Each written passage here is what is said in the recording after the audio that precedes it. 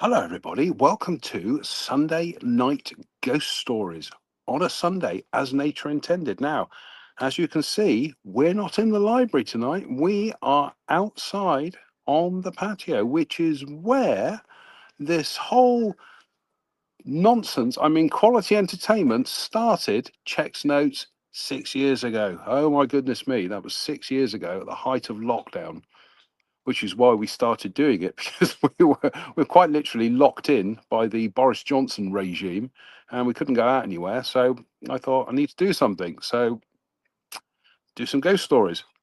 And here we are 6 years later. Obviously, here we are 6 years later. A lot happened in the last 6 years. Obviously, 3 years ago, I went on a head soaring holiday at Southmead, you can see. And yeah, so I thought, seeing as it's midsummer today, it's the longest day, that we would come outside and do a show out in the garden. So what are we reading tonight? We are coming towards the end of the brilliant Ghost Stations by the late, great Bruce Barrymore Halpenny. But don't worry, because we're going to carry on with, I sound a bit like Nick Dudar from Crime Watch, didn't I? Don't have nightmares. I do that at the end of the show, actually. So we're reading Ghost Stations. We're finishing off Ghost Stations by Bruce Barrymore Halpenny. But we're kicking on with Ghost Stations 5. So we'll cherry pick the best ones in there. What are we drinking tonight? Well, we've got one of our subscription beers, which is Mictland Mexican Spiced Porter Chocolada. Deep brown with ruby highlights. Mictian draws inspiration from the Aztec underworld, a dark mythic realm where souls journey through 9 perilous levels before reaching their final rest. This Mexican spiced porter opens with dark cocoa, toasted bread crust, and soft caramel from layers of roasted malt. Cocoa nibs from Cameroon, Obala from Cameroon Obala area, provided by Chocolada, deepen the chocolate character, whilst raisins lend a gentle dried fruit sweetness beneath warming cinnamon. Oh, some Swiss going over. And star anise, subtle cumin and chili build a mild, lingering warmth, balanced by smooth bitterness from Magnum and delicate herbal notes from Tetnaga, finishing rich, spiced, and quietly reminiscent of the long journey through the underworld. Brewed and canned by Free Assembly in the EU. Well, that's all we've got time for tonight, folks. So, this does look nice, actually. Chocolada. Well, we'll top up the old the pint glass here. It's not quite a pint, but never mind. Oh, what do you know? We've not even got round to reading a ghost story yet, and already we have a dead soldier. I can't find where the dead soldier is on here. Oh, here we go. So already we have a dead soldier, and run VT. Oh, it's jolly nice of you. Hello, dead soldier. Seen plenty of those in my time. Indeed. And what are we washing it down with? We're washing it down with the Western Gold Honey from Lidl, which is Gertlush. So, last one from Ghost Stations for tonight, but we will pick up with Ghost Stations 5. So, the American Phantoms at RAF Kimbolton.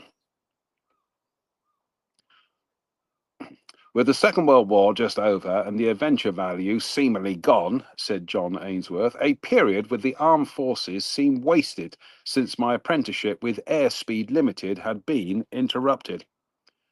However, after kitting out and many medicals later at RAF Padgate, lasting 7 days, 2233681 Aircraftsman J. Ainsworth was then posted with many other directed souls to RAF Kimbolton in then Huntingdonshire.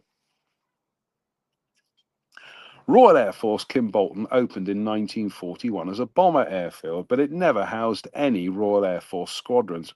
At the end of 1942, the Americans arrived fresh from the States, and the airfield became the home for the B-17 Flying Fortresses of the 91st Bomb Group.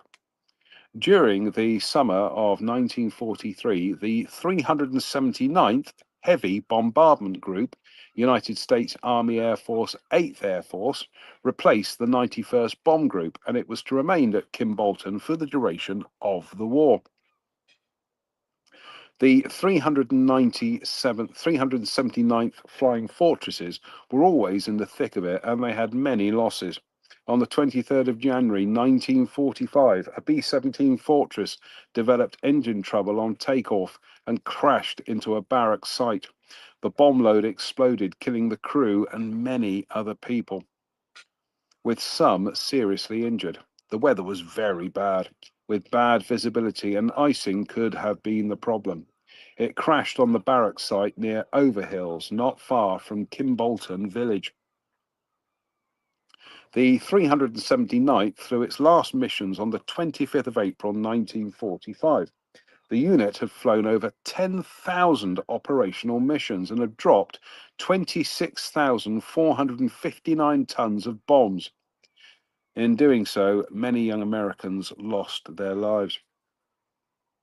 On arriving at RAF Kimbolton in August 1945, we were soon to learn that we were the first intake for primary training, said Ainsworth, since the Americans had vacated the base earlier in June 1945. A.C. Ainsworth found himself in Hut 5, number 8 flight. When the airfield was handed back to the Royal Air Force, it had no facilities at all other than the basic requirements of guard rooms. Oh, the beer sneezes, and we haven't even had beer yet. It had no facilities at all other than the basic requirements of guard room, dining messes, and station sick quarters. No mail could be received at this time, said Ainsworth, and no NAFI existed for the purchase of confectionery, cigarettes, beer, etc. Also, no personnel were allowed out to visit local villages. Kimbolton was very bleak, and it led to one young airman taking his own life. After some 7 days, a modicum of organisation came to bear, and at last their primary training commenced. Daily routine training hours were from 0800 hours to 1630 hours, with their evening meal available from 1700 hours. On completion of their evening meal, the boredom of the long evenings with no NAFI or camp cinema were really indescribable.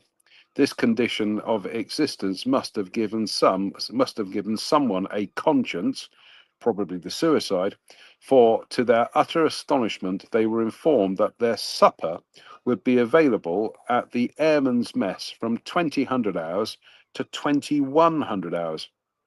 Supper in the Royal Air Force at this time was never heard of, said Ainsworth, which led us to believe that it was staged to give us the chance to break up the long evenings while off duty. The distance from Aircraftsman Ainsworth billet to the mess hall was almost 1 mile. It was normal for wartime airfields to be very dispersed, and Kimbolton was no exception. The return walk to their billets always seemed the longest, and which were the commencement of the strange happenings that occurred. One night, two young Royal Air Force recruits were returning from supper when they saw a vision of a number of American airmen playing cards on the airfield in the remains of a crashed B-17 bomber. The two airmen reported what they had seen, but the report was dismissed as pure rumour, born from the many hours of boredom. Another report, however, this time by a solitary recruit, also returning from supper, claimed a similar sighting. The following evening, a further two airmen walking back from supper both claimed they also saw the phantom American airmen playing cards in the remains of a crashed B-17 bomber. They stood transfixed to the spot for some minutes before the image disappeared before their eyes. But on this occasion, one of the airmen became mentally unstable and was subsequently admitted to the station's sick quarters and elected as a Reform MP. No, I'm not. This story, of course, was immediately dismissed and rejected by the medical officer, who informed the commanding officer to get rid of the ghost stories as soon as possible, for it was getting out of hand. The next evening, after the last alleged sighting, number 8 flight was ordered on parade, said Ainsworth. We were then given verbal lashings and threats that there were no ghosts present, and any more reports would be treated as a chargeable offence. Bit like this show.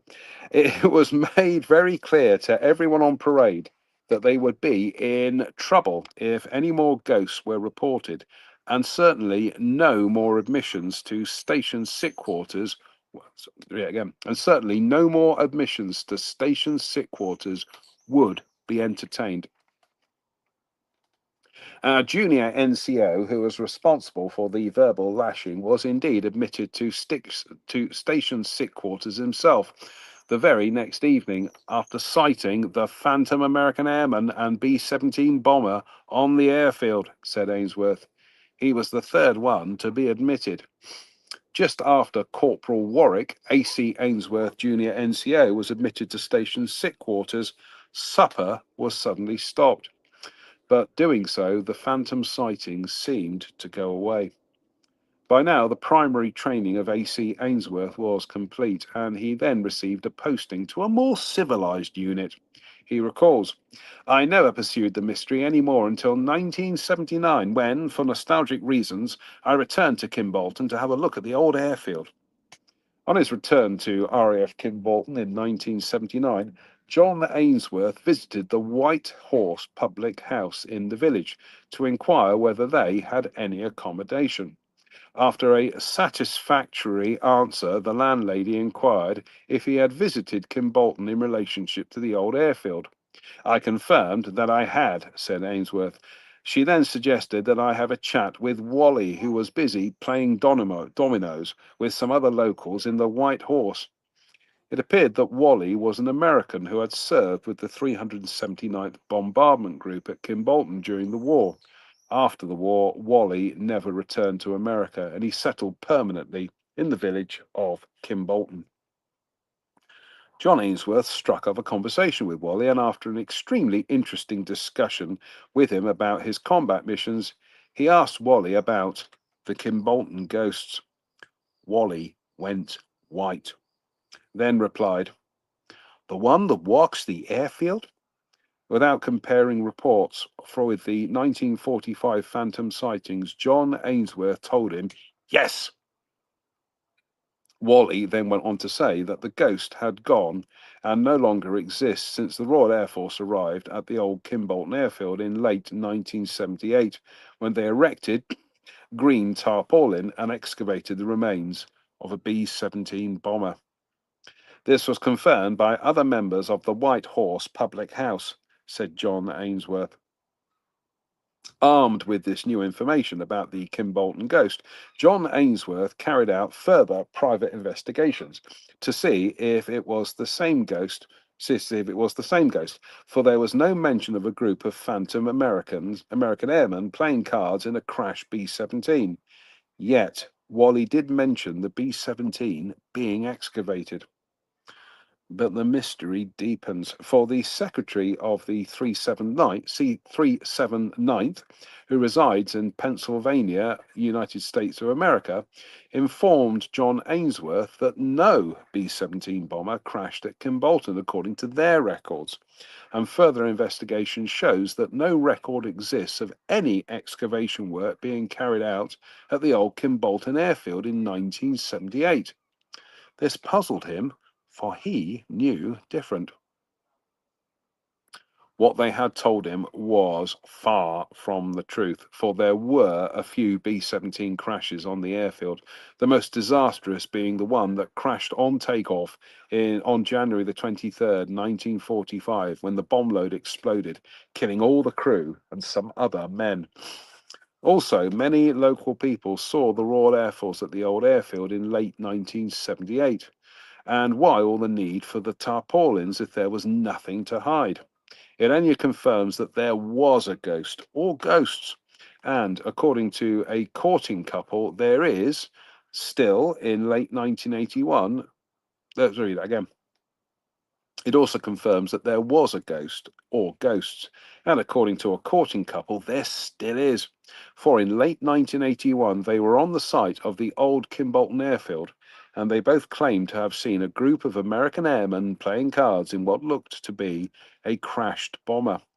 The man, who estimated the incident lasted about 2 minutes, said, "It was fairly dark, yet the phantom airmen looked as if they were drenched in moonlight, a sort of hazy, luminous glow. They just disappeared, and we got the hell out of there." The couple were on the road between Kimbolton Village and Stow Longer, which cuts through the middle of the old wartime Kimbolton airfield, crossing the main runway. Very little remains from Kimbolton's hectic wartime days, and they did not know they were in the middle of an airfield. It was the furthest from their minds. Many people have returned to the old wartime airfield at Kimbolton. Many people who returned to the old wartime airfield at Kimbolton said they felt the place a bit spooky around where the control tower was. One person said, "It was a cold feeling in the tower area." For some unknown reason, the airfield had two control towers. So there had to be more than one ghost at Kimbolton. Wally said, "The one that walks from the airfield has gone.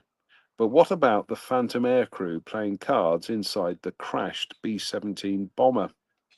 The mystery still remains today, and as John Ainsworth says, "I was there in 1945 when the Phantom American airmen playing cards were seen by many airmen, and 3 people were admitted to station sick quarters because of what they had seen. The RAF tried to deny it ever happened, but it did." Was it still the same cover-up in 1978? Has the last hand of cards not yet been dealt for those phantom American aircrew playing cards in the crashed B-17 bomber? I suddenly realized we can't reach. Can we reach our thunderclap?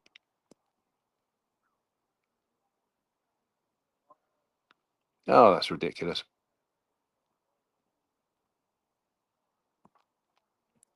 What did you do on Sunday night? I tuned in to watch Sunday Night Ghost Stories, but instead it was just a confused man from Dudley faffing around with StreamYard, trying to find the sting. Where's the sting gone?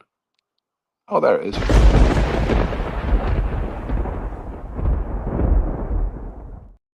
Yeah, that'll do. Right, I need to go and blow my nose, and we'll be back in a few seconds. So, see you in a short while. Hello, Duffy.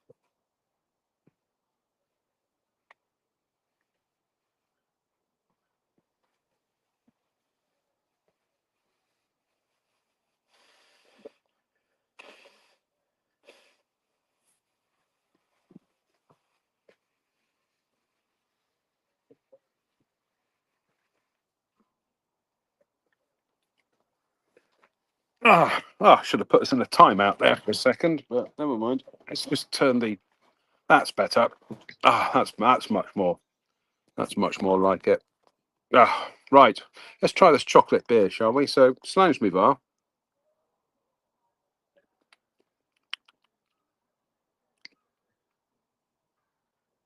Doesn't not too dissimilar to the coffee stout from Aldi. Definitely got that kind of roasted kind of bitterness at the end. Anyway, right. Let's have a quick. Let's have a quick swig of the old.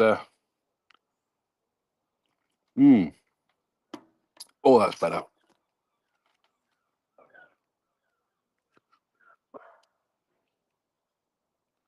Do you know what? We're going to go back to begin at the beginning, as Dylan Thomas once said. It is difficult for many people to believe in ghosts, and this is understandable, for people tend to accept only what they can see and hear with their normal senses. Now we're out of. What do you do on Sunday night? Watch the confused man from Dudley with holes in his head faff around in front of the camera. Right, let's try it again. It is difficult for many people to believe in ghosts, and this is understandable, for people tend to accept only what they can see and hear with their normal senses. Strange paranormal events take place which seem to verge on fantasy. These events happening when we least expect them. It is not necessarily the bewitching hour of midnight which animates the ghosts, neither is it necessary for the location to be the hallowed ground of some ancient churchyard or burial place.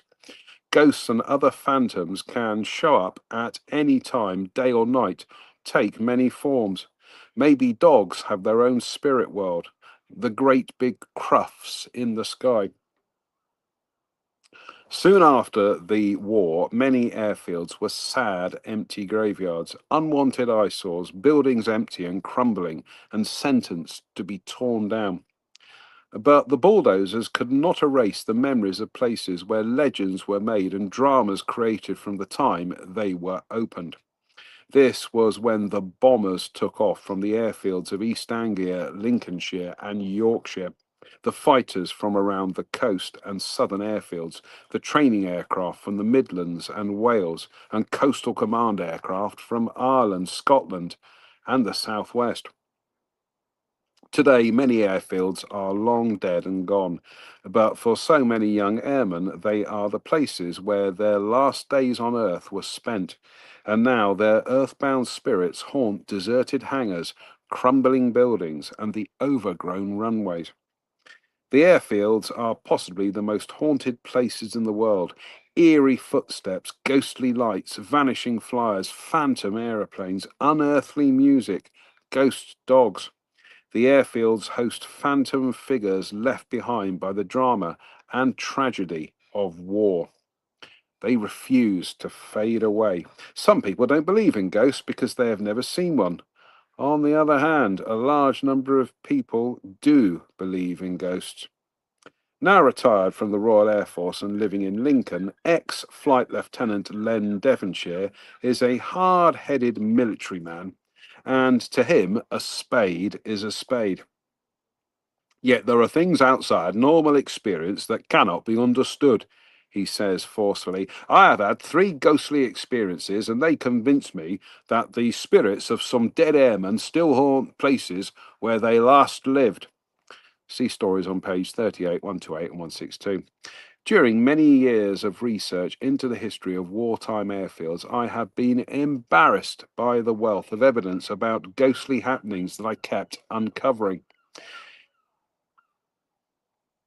In the late 1970s, I used to walk over the old Watton airfield, said Mr. R. Austin from St. Albans.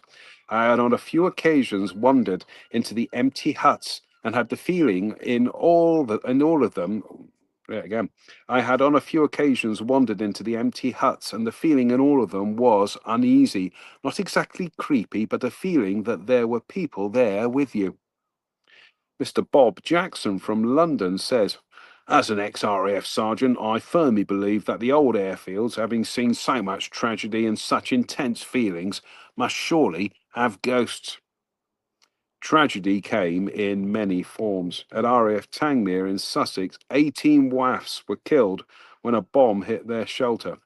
Even to this day, early morning dew on the ground outlines the shelter.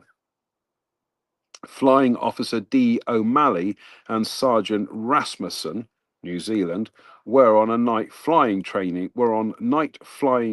from RAF Curtin in Lindsay in a Defiant from number 264 Squadron, Bolton Port Defiant of number 264 Squadron. It was the height of the Battle of Britain, and they found on coming into land that the flare path had been laid out backwards by accident. Instead of landing at the field, they came down in a ploughed. Instead of landing at the airfield, they came down in a ploughed field, and are now side by side in the services plot at Curtin in Lindsay Cemetery. The findings at the subsequent Board of Inquiry were that the officer in charge of night flying has since had a nervous breakdown and cannot remember anything of the events of that night. I think we'll have another quick swig of the beer. We're coming up to 26 minutes. Also, tilt the camera around. That's better. No, tilt it back that way. You know, on Sunday night, he's faffing around with the camera again.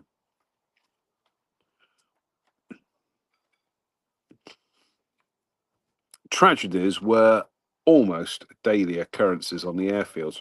Two young airmen were the very best of friends and inseparable, but one died at the hatchway of the cookhouse, shot by his best friend, who failed to obey the law of never pointing a weapon. His friend had just cleared a Lewis gun, or so he thought. He never thought of a round being up the spout, pointed the gun at his friend and pulled the trigger, as his pal was dead. The bullet passed through him and through the wooden building used as a cookhouse. You have to remember. Tilt the camera down a bit. It's been a while since we've done one outside. Well, 6 years or so.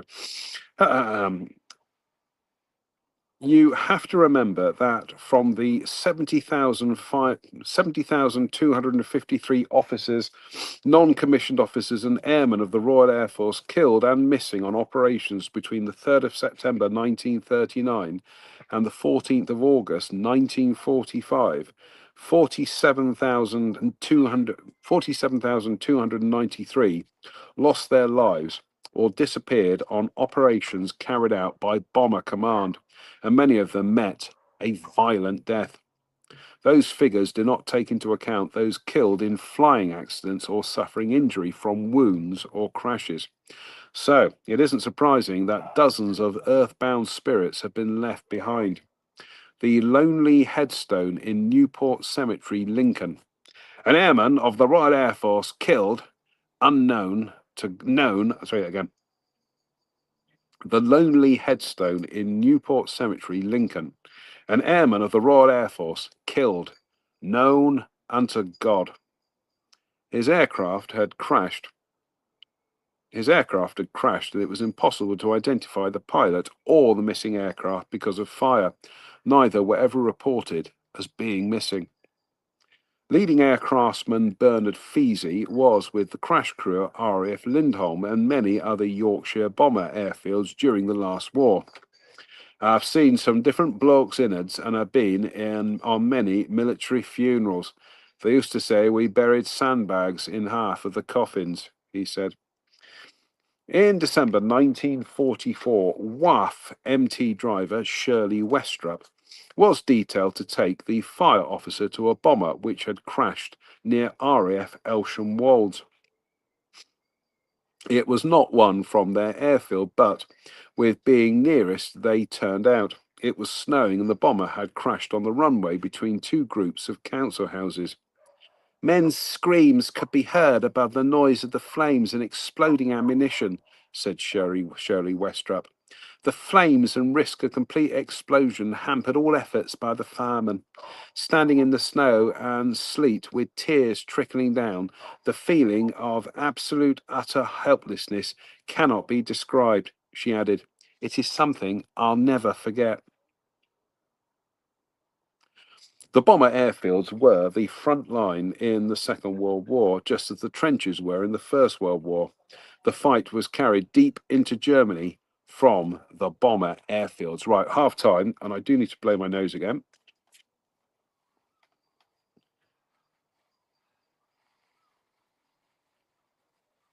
Oh. So we'll be back literally in a few seconds. So see you shortly.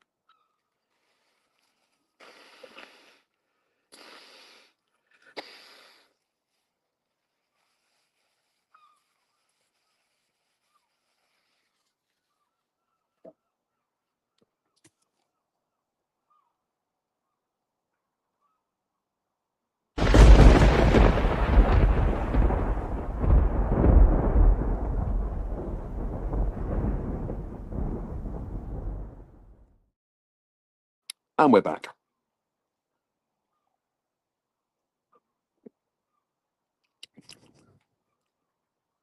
I'd say there's definitely traces of coffee in there, although the blurb didn't mention coffee. Which reminds me, next time we go to Aldi, get some more of their coffee stout and their chocolate stout. So, slange me for everybody. Oh, I definitely get some more of this. I forgot what it's called again. Western Gold Honey from Lidl. Very nice.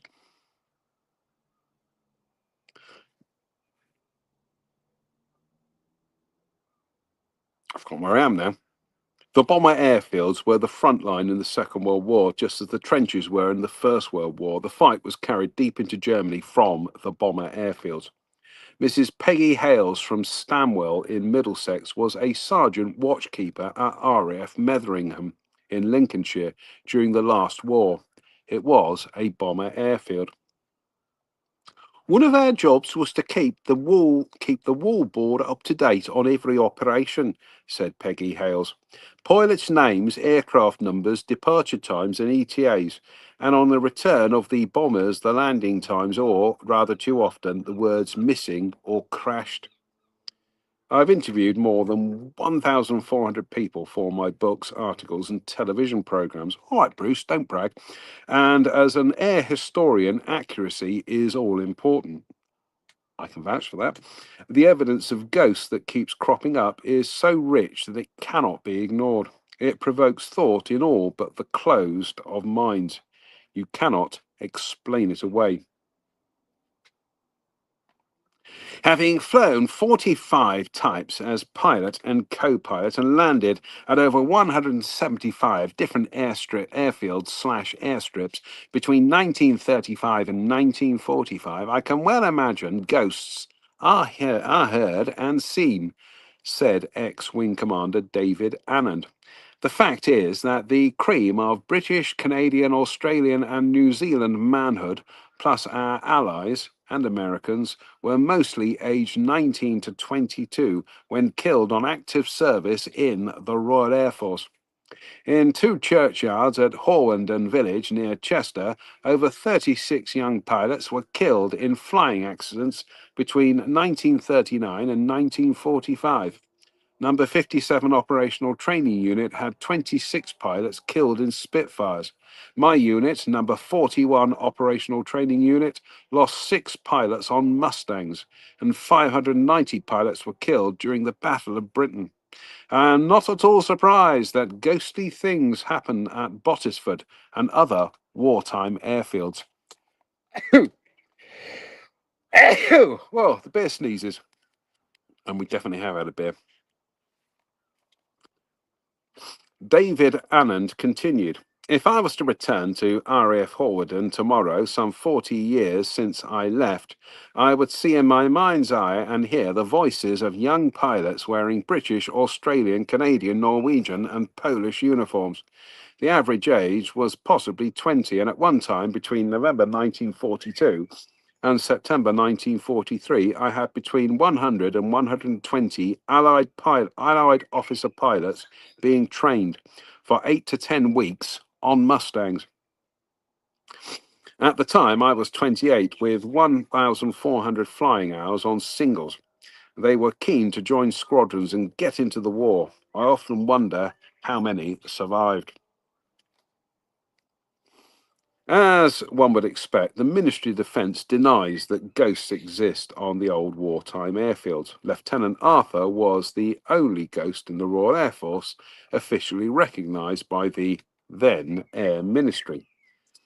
In the then Air Ministry. In the case of the RAF Kimbolton Phantoms story, page 178, it was strongly denied by the Royal Air Force, but there were so many eyewitness accounts and 3 airmen who admitted to station sick quarters. Read that again. In the case of RAF Kimbolton Phantoms, in the case of the RAF Kimbolton Phantoms story, page 178, it was strongly denied by the Royal Air Force, but there were so many eyewitness accounts, and 3 airmen were admitted to station sick quarters. Why return in 1978? And why no records? Was it to protect our American friends? For they also seem to have a few pages missing from their records. Bertram Newton was investigated by BBC radio and television reporters, and a tape recording was made in the haunted squash court. The resulting tape was broadcast around the world. It caused quite a stir whenever it was heard. Immense public interest was shown in the Bertram Newton case story, page 104 rather. There is a sad atmosphere on all the old airfields. I shall always see the blurred faces of the men of No. 2 Group Bomber Command, said L. Round of Stourbridge, who sounds like all the other voices I've done already. Give him a different voice. I shall always see the blurred faces of the men of No. 2 Group Bomber Command, said L. Round of Stourbridge. But in the early days, they often lost 50% of their aircraft and crews. To see the vacant dispersals when the squadron returned was heartbreaking, but the next day the losses would be made good. Do those brave men in their supernatural form ever return to their home bases? Oh, God, I've got to blow my nose again, folks.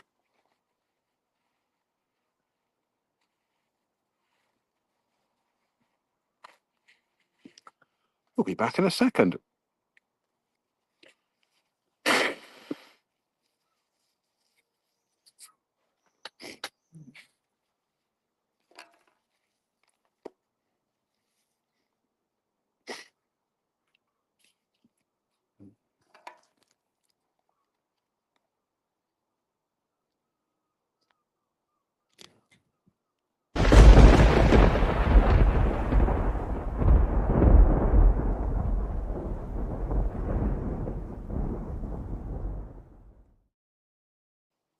Oh, dearie me.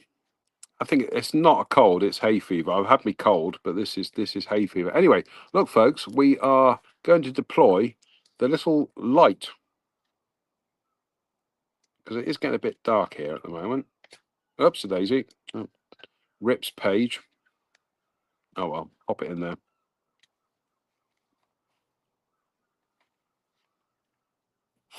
Oh, in the magnificent Rush beer glass, its first outing outside, away from the library. So thank you, viewers Kirsten and Steve in the United States.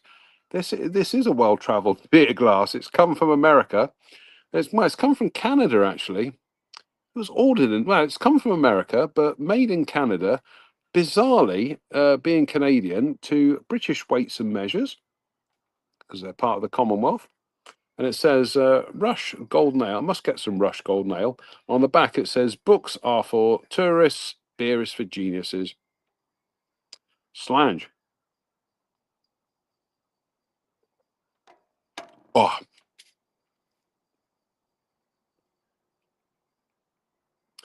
I think that is so. For at the old RAF Middleton St George Airfield in County Durham, where the Canadians were stationed, I felt a chilling presence. Another time I had gone up to the old RAF Kelstone airfield high on the bleak Lincolnshire wolds to investigate it for an article. It was a cold November morning, and with a map, I stood on part of the remaining runway, trying to retrace the airfield layout, when quite suddenly I heard the drone of Merlin engines approaching. It was an unmistakable sound, once heard, never forgotten. It was a Lancaster bomber, and when I looked up, expecting to see the familiar shape in the sky, there was nothing there. What's more, when I checked the whereabouts of the Battle of Britain Lancaster the next day, I discovered it was down at Abingdon being repaired. What I heard was a phantom bomber limping into land. It is not possible to kill an airfield by taking down the huts and digging up the runways. All the mists roll in across the airfield, and you cannot help but wonder what the tired crews thought of as they returned from a mission. I got the beer sneezes again.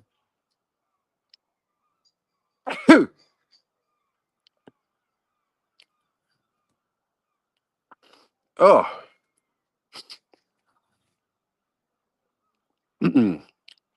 Try again.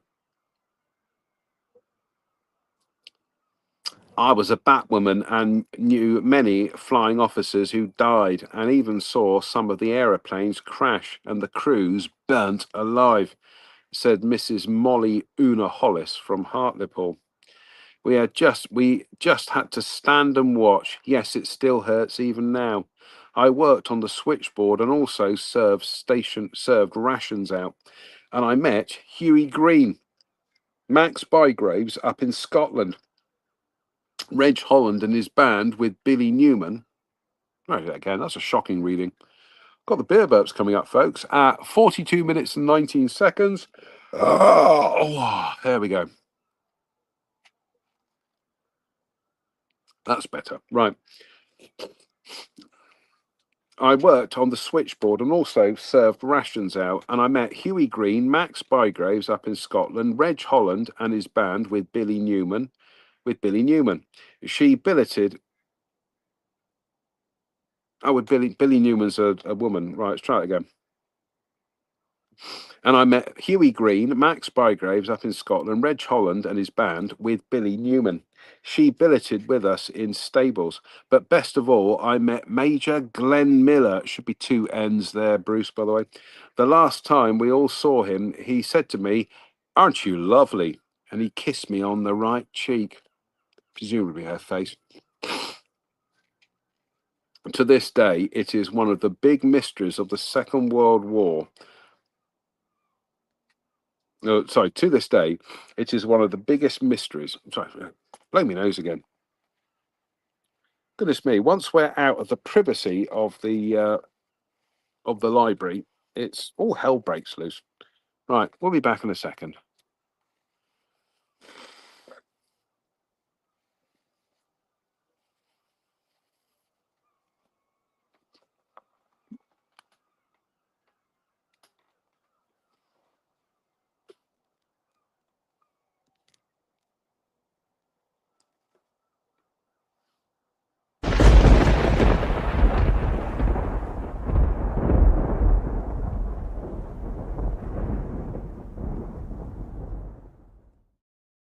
Ah, we'll have some more beer.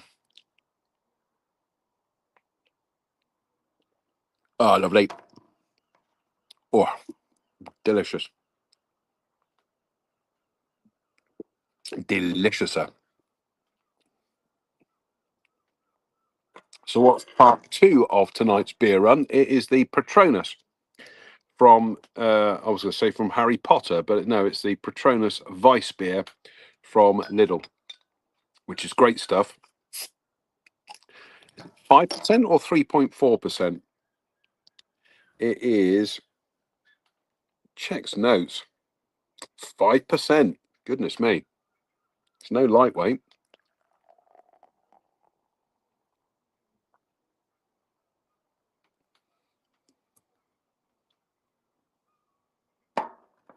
We'll top that up with some of the Western Gold as well, which...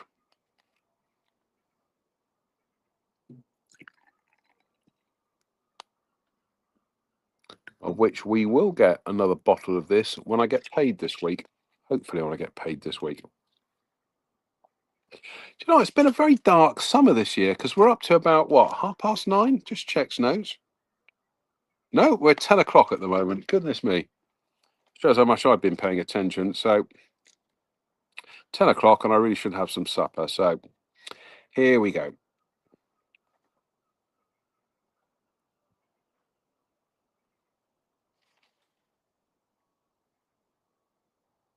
Oh, I've lost where I am now. There we go. So to this day, it is one of the big mysteries of the Second World War. Major Glenn Miller, should be two N's, took off from East Anglia to fly to Paris, and the aircraft, a Nordine Norseman, was never seen again. It just disappeared. Neither bodies nor plane wreckage were ever sighted or recovered. Ghostly music has been heard by many people on several disused airfields. Was it Glenn Miller, two N's, that Helen Bevan and her friend Valerie Sager heard? See story, page 32. Oh, did we do that one? Yeah, I think we did.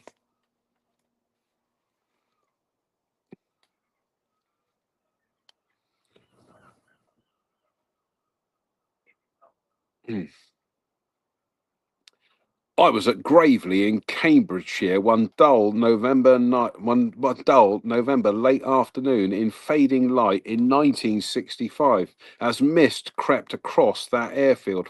I suddenly became aware of hustle and bustle and footsteps of people coming from inside the old derelict control tower, close to where I was standing, said Bob Ballard from Newent. The place was deserted, but the sounds were clear, even to a door quietly closing. I made a hasty retreat without lingering for long. The control towers are the most eerie places that I have been in, said Cliff Sims from Mansfield. He continued, I went into the old wartime control tower at Colby Grange near Lincoln on my own. I am not a squeamish man, but I did not stop in there very long. In every room that I entered, I got the feeling I was not alone. It was a lovely sunny day, and I shudder to think what it would be like at night.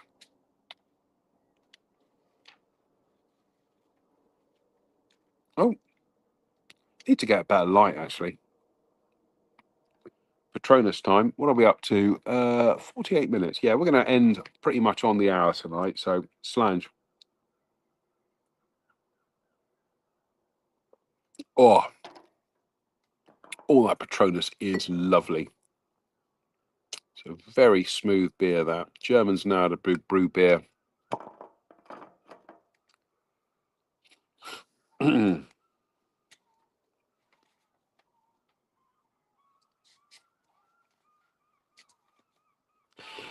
In the spring of 1952, Mr. Fletcher returned back to Hibboldstow in Lincolnshire with his wife and two friends. He was stationed there in 1943. The airfield had opened in 1941 and it housed number 255 Squadron with Bolton Paul Defiant, one aircraft being N3312. See story page 138. It then housed fighter squadrons. The airfield closed in 1945. Everything had gone, said Mr. Fletcher. Nature had claimed back what was his.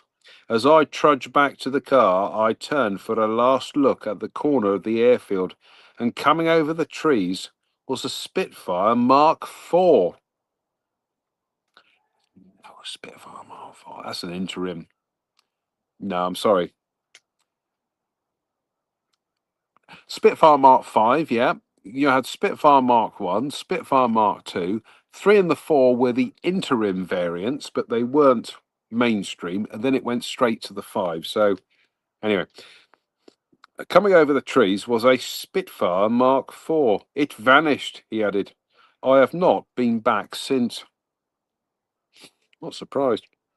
Over the years, I've interviewed dozens of people who swear to seeing ghosts. I've built up a file on airfield ghost stories, and it is from these that I have made my selection. adding the very best of the new experiences kindly told to me by many people who responded to my appeals on the radio and in the press. I have concentrated on Royal Air Force and airfield ghosts, and the one thing that many of the airmen ghosts seem to have in common is that they are often asking directions back to their base or to station sick quarters. I think it's time for another quick swig of beer. It's lovely out here, isn't it? It's nice being back outside again. Slange.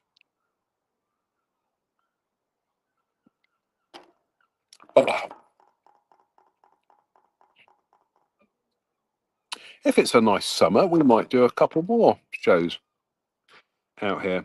Anyway, many stories were too short for a mention in the main section, but they whet the appetite for the reader, be it the enthusiastic ghost reader or those looking for something different. By the end of this book, the reader will have goose flesh at the size of the old airfield's phantom population. At Biggin Hill, a frontline station during the Battle of Britain, the sound of a wartime again at Biggin Hill, at Biggin Hill, a frontline station during the Battle of Britain, the sound of a Spitfire is heard over the old airfield, but no aircraft is ever seen. Also, Wellesbourne, Mountford in Warwickshire is said to be haunted by the ghost of a wartime navigator. He was killed when he ran into a propeller, and his ghost has been seen and heard trudging loudly past the main J-type hangar. Each time investigated, no one was there. At Scone or Scone, I think we'll go with Scone, at Scone Aerodrome in Perthshire, there was a cottage at the end of the flying field. During the last war, the head chef and his wife lived in the cottage, but she became so frightened with all the ghostly happenings that they had to leave. Oh, the beer sneezes.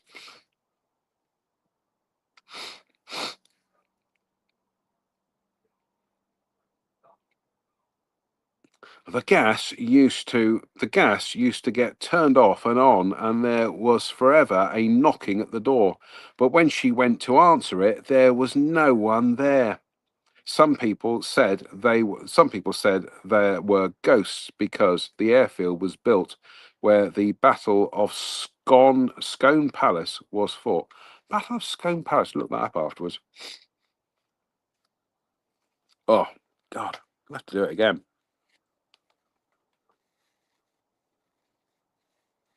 Sure, this is hay fever. Right, be back in a second.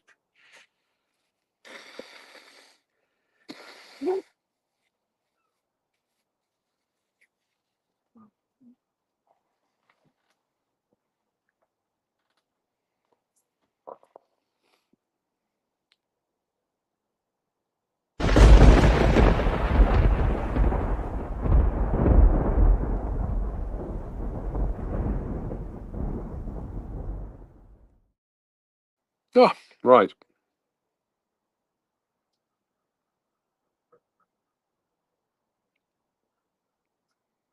It's time for another beer. Slange.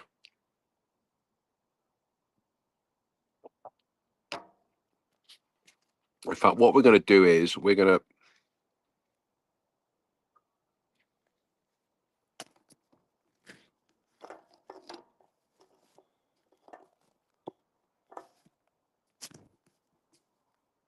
just trying to set this up.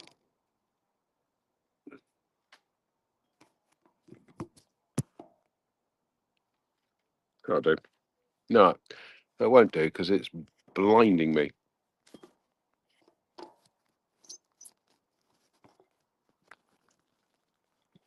What did you do on Sunday night? I watched the confused Manfred Dudley faff around with his phone to try and get the light working. Anyway.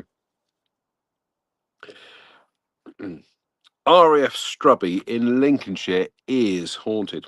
A headless airman in World War II flying kit haunted the hangar and hard standing at the Maltby end of the airfield. One airman had a mental breakdown and was hospitalized after claiming to have seen the ghost during night flying duties. Legend has it the ghost is that of a pilot of an Avro Lancaster bomber which crashed close to the hangar and burnt out. The crew perished. One RAF policeman refused to go anywhere near the haunted hangar. You know what? We are going to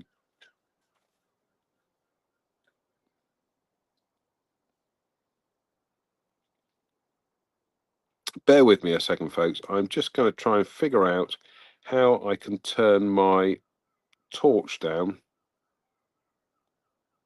Ah, there we go. Or on the lowest setting anyway. So we'll use this as our torch tonight. RAF Wickenby in Lincolnshire, the wartime home of number 626 Squadron, has a building across the road from the airfield haunted by a WAF whose boyfriend did not return from an operation over Germany. She killed herself. The airfield closed to flying at the end of 1945, and the runways were used for storage of bombs, until 1956. The airfield was then sold, and most of the site reverted to agriculture. However, many old buildings still remain derelict and forgotten. The wartime control tower and part of the runway are used by the Wickenby Flying Club. I think we'll have a bit more beer tonight. What are we up to? 57. Yeah, we're 57 minutes. We're going to end this pretty soon. So,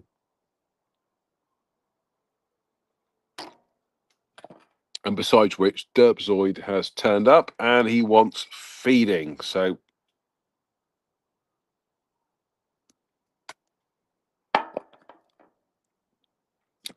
lovely. In the magnificent United, let's try and get the camera on us. In the magnificent United Federation of Planet Shot Glass, again, courtesy of viewers Stephen Kirsten in the United States, Slange me bar. Oh, lovely.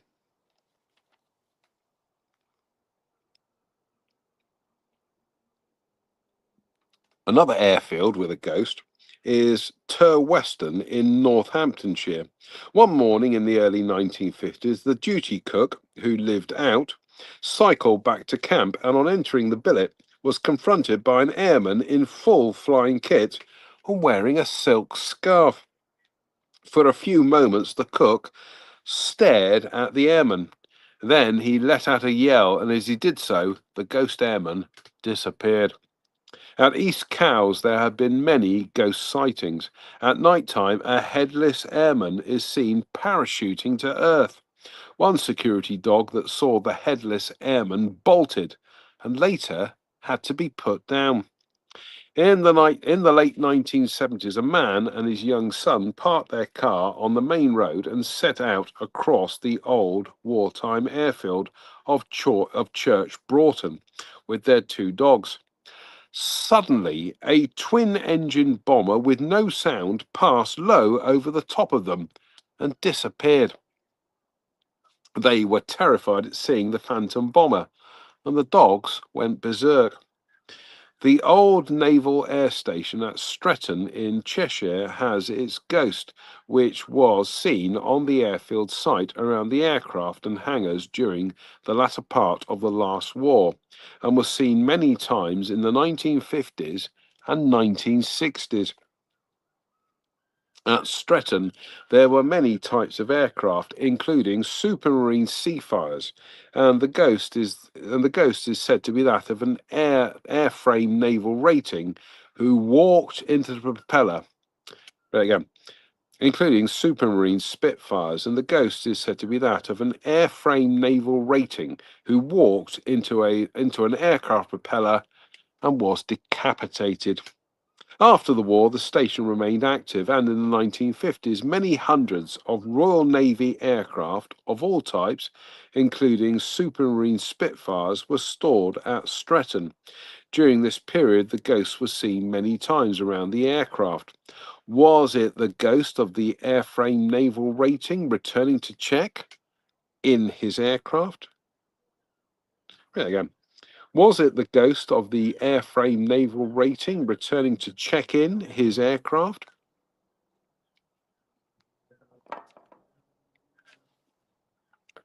Slange with everybody.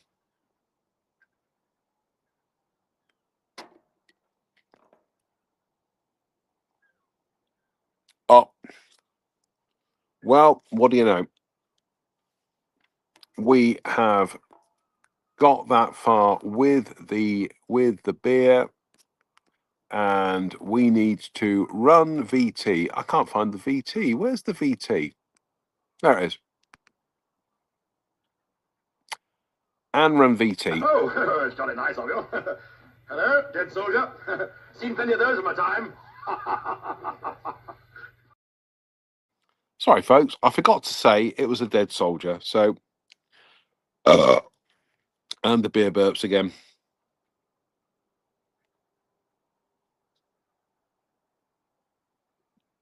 I've lost where I am now. The old wartime airfield at Gravesend in Kent has an unusual ghost. Since 1932, an airfield was sited on the outskirts of Gravesend. It was a very active fighter airfield during the Second World War and housed many famous fighter squadrons. It was bombed many times by the Luftwaffe. Today, there is no longer any trace of the aerodrome, for much of the site is built up and is part of the River View Park estate. 2 schools, playing fields, and a sports centre having been constructed on most of the airfield's wartime extensions. In one of the houses built on the airfield, the ghost of a German airman has been seen. One Sunday evening in early July, Bill Wood was visiting Kenley Aerodrome. It was a warm, still evening, and I stood watching the gliders take off and landing, he said. Suddenly, in the stillness, I had the strange sensation of a distant hum, which I could hear above the sound of the gliders. The sound seemed remarkably like that of an air raid siren's wail, and made me quite cold for a moment or two. Not all airfield ghosts, however, are mutually connected with flying. The strangest tale in my armory is the time when I was working on security at a top secret RAF station where bombs and missiles, including nuclear weapons, there again. The strangest tale in my armory is the time when I was working on security at a top secret RAF station where bombs and missiles, including nuclear warheads, were stored. I was Royal Air Force Police on special security duties. This was in East Anglia, and when I say security was tight, I mean it was really tight. We were all armed with handguns. There were dogs, and the whole place was littered with tripwires and electronic warnings. I think we'll have a quick swig of the old beer before we get to the end of this. Yeah, I can see where we're going to end tonight. So, Slange.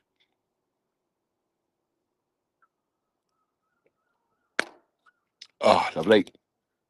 Cheers, me beers. Oh, lovely. One day, we received a report that the Central Lookout was reporting strange figures around the inside mound. Nobody else could see anything, and we were ordered in to take him out. He had gone completely berserk, and as we got him out, he kept saying that he had seen the figure of Queen Boadicea, the ancient British warrior, in her chariot. He had been an RAF policeman for a long time. He wasn't insane and he hadn't been drinking, but he had seen something that knocked him completely off balance. The very next week, another Royal Air Force Police corporal had to be taken out in exactly the same circumstances. He too swore blind that he had seen Queen Boadicea in her chariot. He too was so convinced that he had seen a ghost that nothing could persuade him to go back into that control tower. Sorry.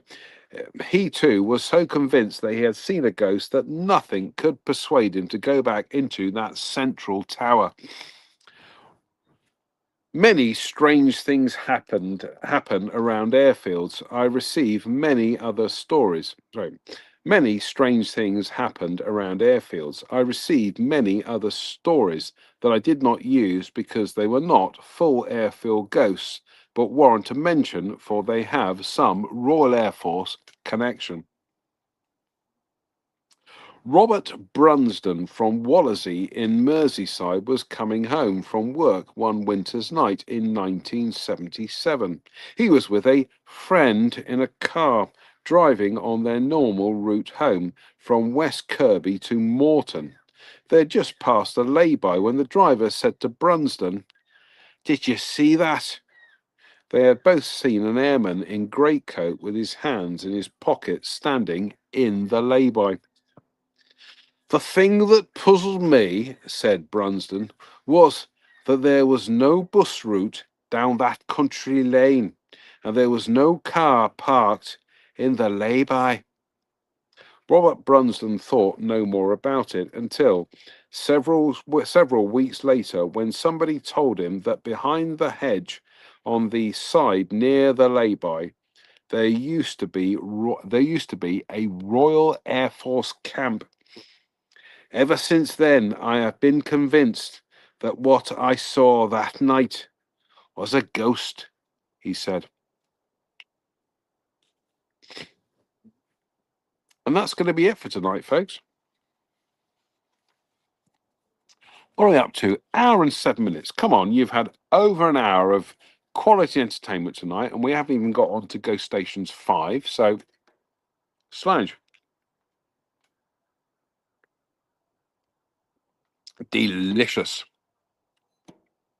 Cheers, me beers. Deliciouser. Right. That's it for tonight. We are going to go inside and have some supper and watch some World Cup football. What's going on there, Derp? So Derp is arsing around. So we're going to go inside, have some supper and watch some World Cup football. Fingers crossed, we'll be back on Wednesday for Sunday Night Ghost Stories Extra on a Wednesday. Until then, it behoves me to say thank you for watching. Why? Why not? What else are you going to do on a Sunday night than watch a confused man from Dudley with holes in his head, drink ghost stories and read alcohol? Come on, folks, the World Cup's on. You should be watching that. Anyway, until next time, as ever, thank you for watching. Stay safe, stay out of trouble, and please don't have nightmares. Good night.